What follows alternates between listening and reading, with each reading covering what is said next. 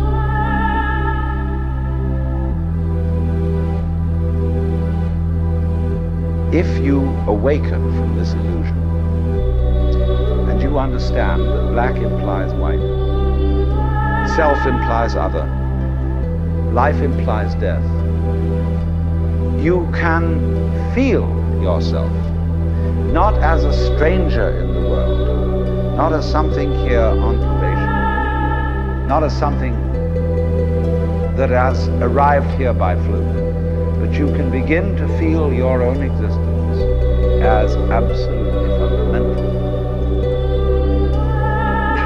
What you are basically, deep, deep down, far, far in, is simply the fabric and structure of existence itself.